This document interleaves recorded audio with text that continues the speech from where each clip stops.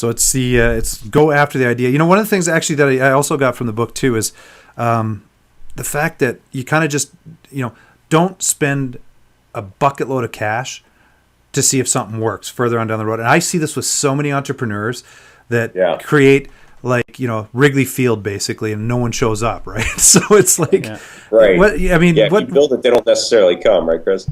Sorry, what's that? I said if you build it, they won't necessarily come. Exactly. Yeah, the Field of Dreams concept. Yeah.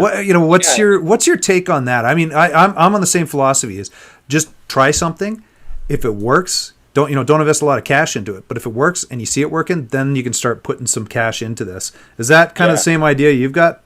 Totally the same idea. It's been getting a lot of traction, especially in Silicon Valley VC circles, where we've been doing it for a long time. And there's this whole lean startup philosophy that's been coming about where they talk about MVP, which is minimal viable product. Yep. And it's really interesting. So it's like, don't build this whole massive, if you're going to build software, don't build this massive software feature set. Don't build this massive product, but get something smaller out there, see what happens. Even put up a landing page, check your metrics on your landing page, see how many people are hitting the page, buy a little bit of Facebook ads or Google ad for traffic, and then see how many people are hitting the page based on the benefits you throw out there, and see if they're willing to even sign up. And so you can do a lot of different things out there. I really think it's like this amazing golden era that we're living in for entrepreneurship, because there's so many great tools to get out there. Like, it really takes pretty much a decent idea, hopefully a good idea, some gumption and some work behind it, and you can see what's going to happen.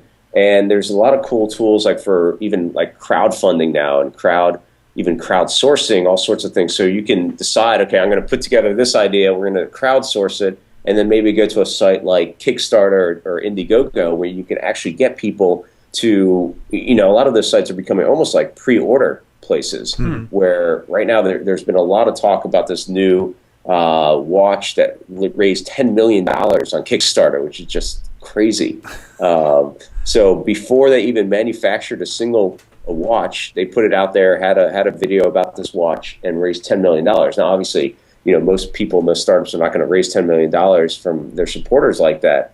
But maybe you need 5,000 or 10,000 or 20,000 in pre-orders to get you all excited. Yeah. Those are great platforms to check out, to put something out there. That's a great idea.